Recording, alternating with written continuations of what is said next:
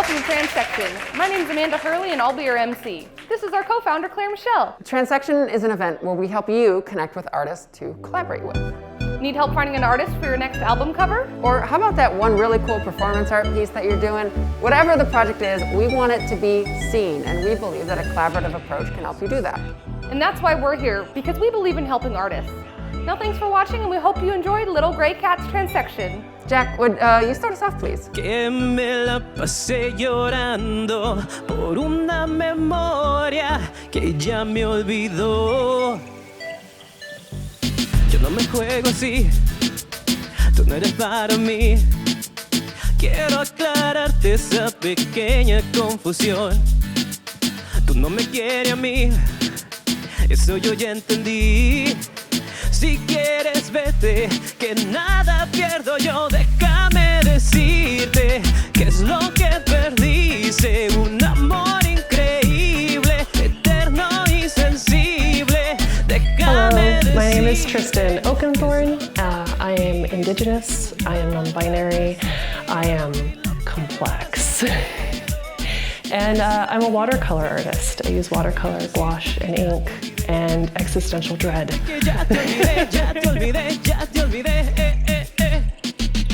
Llegas con lágrimas secas, me buscas, me ruegas, pidiendo perdón. In my life, there's been a ton of influences that have inspired me.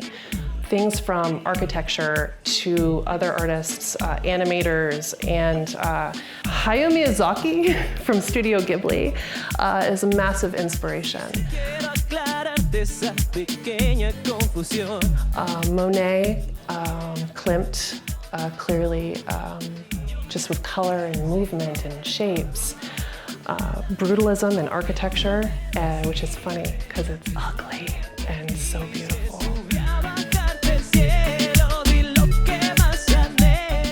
Yeah, that's a major part of my influence.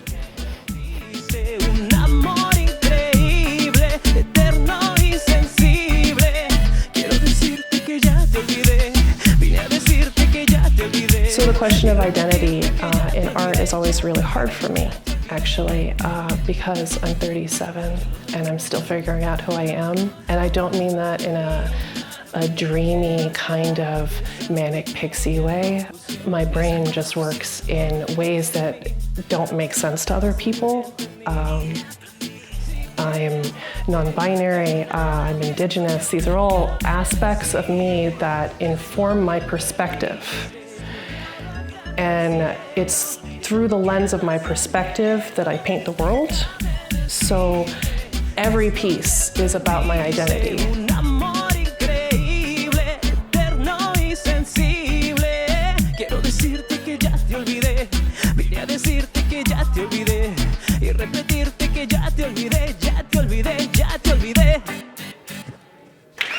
But because I'm not focused on telling a message about one particular part of my identity, but rather telling you what the world looks like through the lens of my entire identity. Ay, amor, qué bonito que está este día, que cruzó tu mirada y la mía. Seguro te mando. I don't feel the need to highlight specific aspects of my identity because I feel like they're all connected.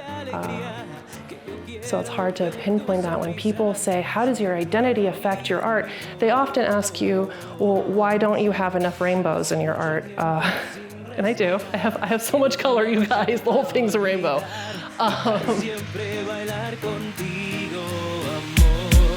Even if it's a cat with a bubble helmet or a velociraptor surrounded by butterflies. It's all a part of it, so. Si me llamas, iré por ti, solo por verte sonreír y poder regalarte un beso. Corazón, tengo una pena que no se olvida, aquí la llevo prendida, puesta de luna a sol. Hice mal al no acercar. I just did this one. Which sounds like a super unprofessional way of saying, I just finished this piece of artwork. I just finished it last week when the smoke was so intense that I couldn't breathe and I got woozy walking across the floor of my house. Siempre bailar contigo, amor.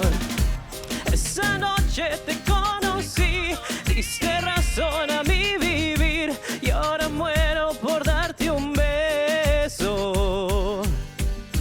Si me llamas iré por ti, solo por verte sonreír y poder regalarte un beso. I just felt I feel like hope was being taken. I've had this dream of a house by the sea that comes to me in images, a dream that other people have had for me, and I thought it was on the Oregon coast, and then Oregon caught on fire.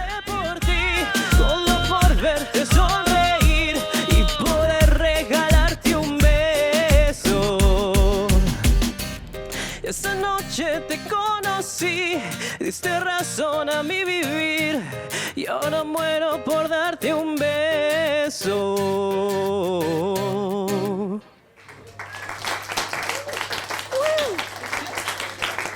My husband looks at this and says it's hopeful, and I don't see it as hopeful, but I'm glad that other people do. You are my sunshine, my little piece of heaven. It feels like someone came and cast a blessing. I don't know if I could ever be the same without you by my side. You mean the world to me, my little piece of heaven. When Shelter in Place started, before I started these, right before I started all of these, I did this piece. And it was just how I was feeling. Many years ago, my life was in a void. Stuck inside, overwhelmed, full of life, full of magic just surrounding me, which sounds silly, but it's how I feel. But I can't focus on any of it. I can't feel it. I'm like steeped in it like a good tea, and it's just, I almost felt like I was drowning in it. And the outside world is there, and it looks very mundane. And I don't know if I could ever be the same without you by my side. You mean the world to me, my little piece of heaven.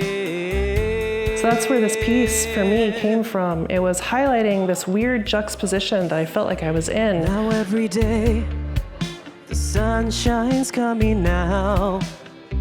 Whatever the weather, I'm glad you came about. Can't think of anyone else who turns the clouds around. I feel so lucky that you're the one I found. Well, I have, I'm on Facebook, Twitter, Instagram, and Patreon, and eventually will be on YouTube, but I'm not yet. But I am there under Tristan Oakenborn or Oakenborn Art Forge. So on Twitter, I'm T Oakenborn. And on Instagram, I'm Oakenborn_art.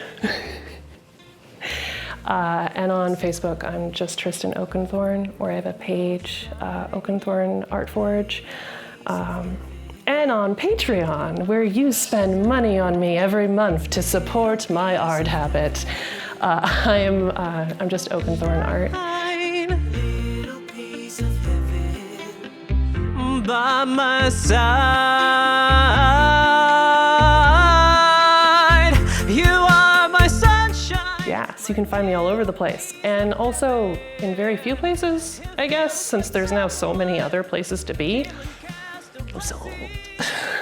I don't know if I could ever be the same without you by my side. You mean the world to me. But find me, follow me online.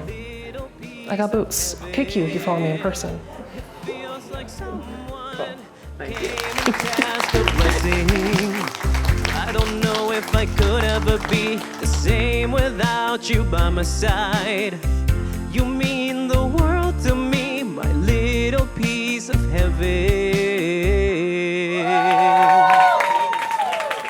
Thanks so much, Jack. We really appreciate you being here. Tell us a little bit more about yourself. My name is Jack Mosey. I'm a singer-songwriter and music producer. I've been making music for well over a decade, and it's one of my biggest passions. I've been in Seattle for almost 18 years. I moved here from Lima, Peru when I was 12 years old.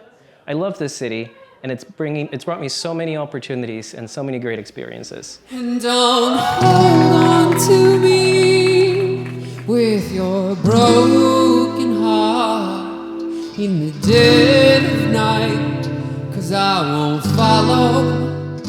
That was a little taste of Claire Michelle, but don't worry, we'll get back to her in a moment. But first with Jack. How long have you been making music? What really drives you to pursue your path and follow your goals?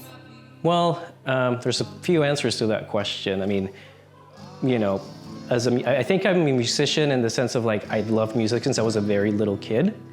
You know, I picked up a recorder, a xylophone when I was 6 years old, and you know, it just went from there.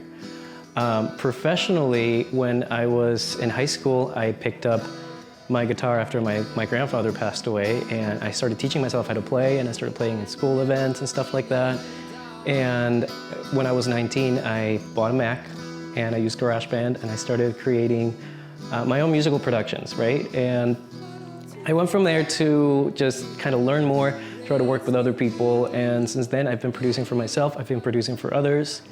And yeah, I mean, it's been like a lifestyle, I guess, not just a passion. Too tight, your hands will break, and I'll just carry on.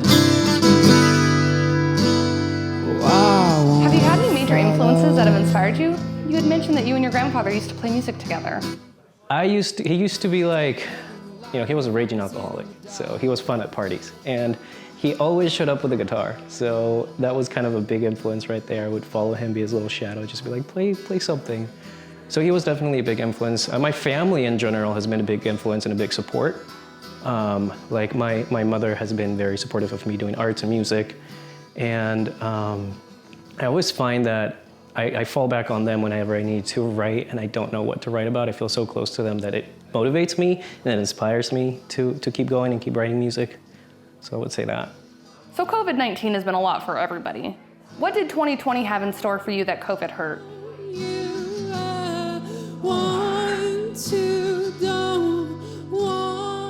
Well, I had just put out an EP last year and I was really excited to. I tried something different. You know, most of my music's electronic and I wanted to do something a little bit more acoustic. I was experimenting and I was ready to do the electronic side of the remixes and do all the Pride events like I do every year. And that just went down the drain. So I had to get a little creative. And I figured like everybody has lost so many opportunities. I mean, especially LGBTQ plus performers, because Pride is such a big time for us.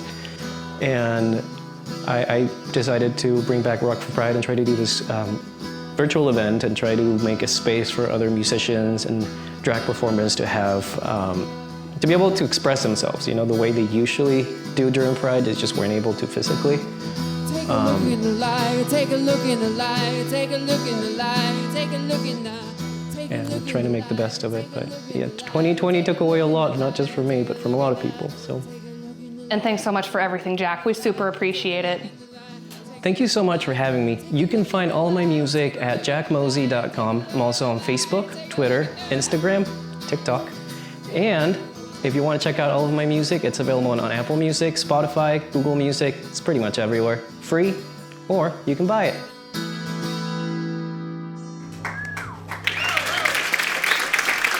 Don't forget to check out Jack Mosey's work on social media and Apple Music. Stick around for Claire Michelle and Daniel next. Want to apply to be part of Transection or get in touch with any of the artists we are having here today? Please click on the description below for all the information you need. Let's check out some more art. Hi there, my name's Daniel Chang. I'm 31 years old and I'm a portrait photographer and filmmaker from San Bruno, California. Share all your colors, don't be a coward now. 'Cause 'cause others control us if we so let them know. This is a picture I took of my friend Justine. She lives in Seattle. She is starting a tarot card reading business. She's been reading tarot since she was a teenager. And I don't really know how to read tarot, but she was very particular about holding or like picking out that set of 4 for this shot. So I'm wondering, what was it about that particular hand that she liked so much? Or what did she see in it? I will never know because I actually don't know how to read it.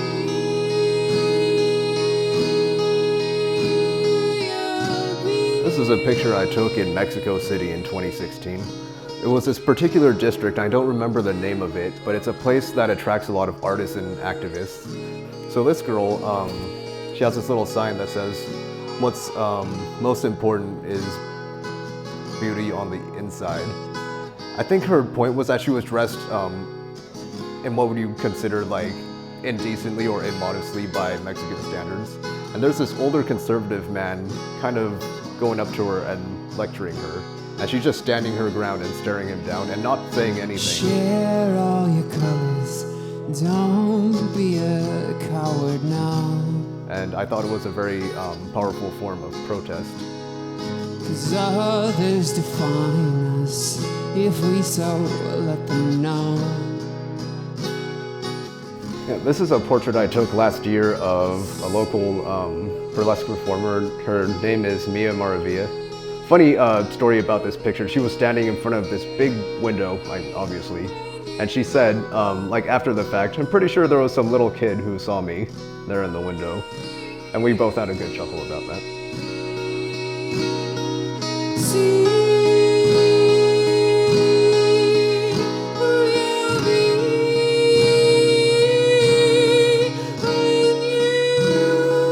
live to me.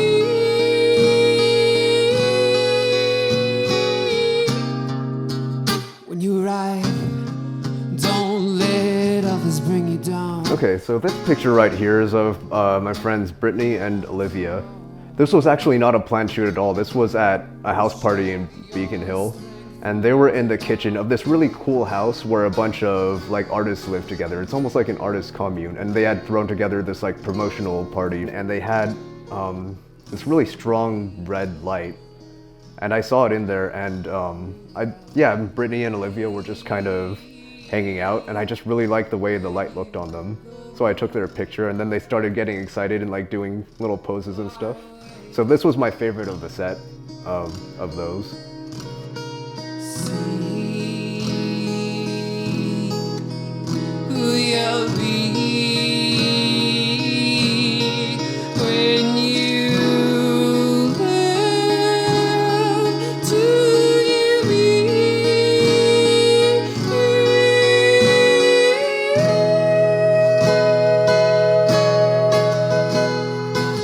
Okay, this picture I especially like because it's of my friend and collaborator Zoe Omega.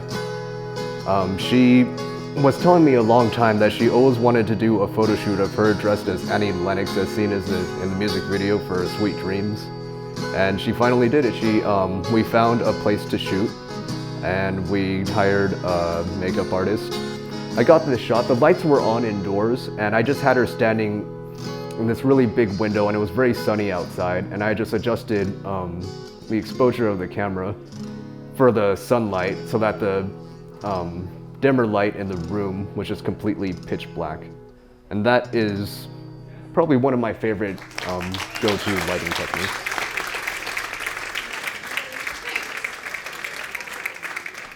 Okay, so when I was growing up, I was generally the weird kid. There was a very strong consensus around my peers that I was the weird one. So I spent a lot of time alone, just kind of in my own mind. And I had a lot of trouble talking to and relating to other people and building connections with them because I was so different than everyone else. Just being different, I think, is the biggest part of my identity. And, you know, I like film and photography, particularly photography, because when I'm taking pictures of someone for a shoot, I'm there and I'm spending time with them, but it's not quite a social activity. To tell you a story of things that he told me for you. So the way my identity ties into my art is that my art will kind of allow me to be myself, and it will, welcome me with open arms. And that makes me really happy. I held them within. The words that I heard came from within me this time. The things that he told me, the man on the moon, were the things I could never see without you. The words that I heard couldn't have been any different this time, since you were inside this time. Okay, so for me and other artists, people often ask, why is the representation of queer and trans people and BIPOC people so important in your work? And my answer to that is, it's important because people ask that question. See, there are some questions that don't get asked. Like, for example, when they're interviewing Robert Downey Jr. about Iron Man, they don't ask him, how have your experiences as a white American impacted the way you took this role as a white comic book hero? No one goes up to a portrait photographer and asks them, oh wow, where did you get the idea to shoot exclusively with cisgender models? So it's these questions that don't exist, and then these other questions that do exist. And I think the existence or non-existence of these questions reflects a lot about society. I need you to know that he's proud of you now. Don't ever stop. Don't let doubt bring you down, 'cause I'm here for you now. This time, this time around. Some people don't have to worry about things that other people do. And a lot of that has to do with the identities that we kind of get stamped on us, like being queer or trans or black or indigenous or a person of color. And a lot of people don't understand the little nuances that you have to deal with when you have one or more of those identities. This time, for this time. Okay, if you guys want to see samples of my work, you can find me on Instagram at Daniel Chang Photography, no spaces. Yeah, that's where I post most of my stuff, and if you want to see more, I do have movies and stuff that I have not posted publicly online. Just send me a message on there, and I'll be happy to talk to you. This time.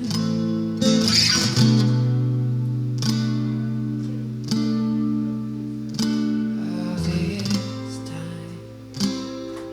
Since you were inside this time. Thanks so much, Claire. That was great. Daniel, would you mind telling us why you find art so important? Representation is important to me because of how big of a deal it was when I saw Korean American characters in media. And I would hear stories online of little kids, maybe a little black girl would see a black female lead in a kids movie or TV show. So I think I understand that there's a general pattern of representation, and that what feels nice for me would feel nice for them too in kind of the same way. And I see no reason why I wouldn't try to contribute to that. So I think that I will, because it feels good, and there's no reason not to. Nunca sabrás lo que se siente temer lo que dirá la gente. No vivirás como he vivido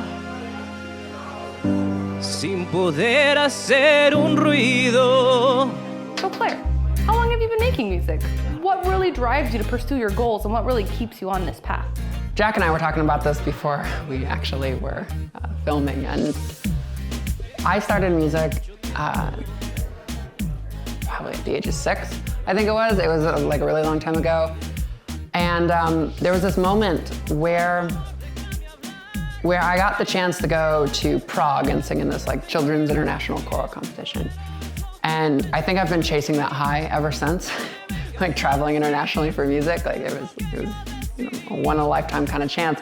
And now, like, you know, as I'm older and as I'm like, you know, more experienced with not only the music itself, but my emotions behind it as well, I feel like music is something, it's a release for me. It's one of the few releases that I have left for my art, where I can just like put my soul and myself into it.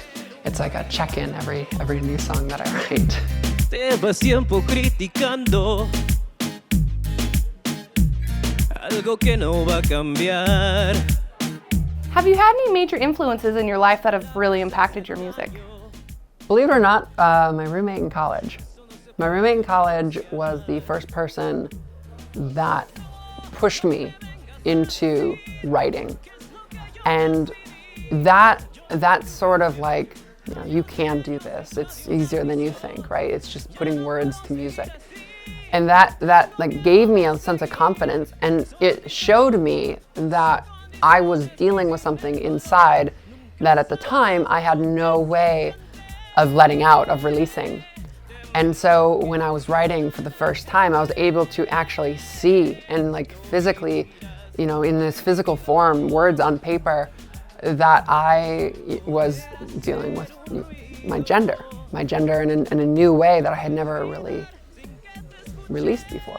And so he, unbeknownst to him, pushed me to have that self-realization on my gender.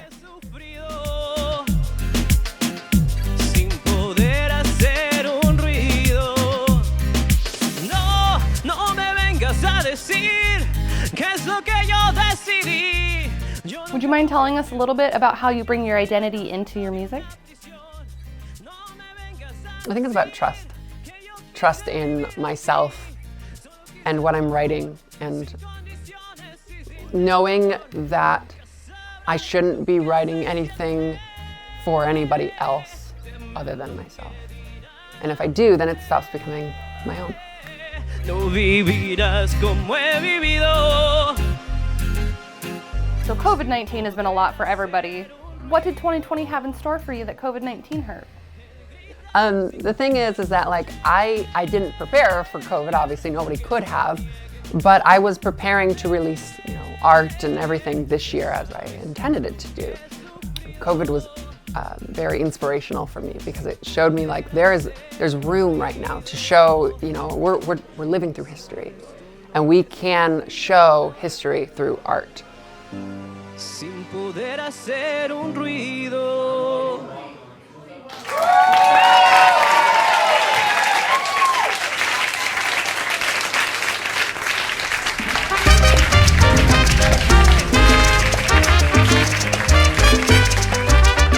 Hi everyone, thank you so much for being here. We really appreciate you. Please find and follow Transection on Facebook, Twitter, or littlegraycat.us. And if you want to see this video again, it's going to be hosted on the YouTube page Little Gray Cat. You can find that card right there or in the description below. Thank you again to everyone and to Zoe Omega for helping make this possible, and again, all the artists who came out and were a part of this. Thank you, and we'll see you in the next one. Please consider subscribing, liking, and commenting on this video. Take care. Bye. Bye.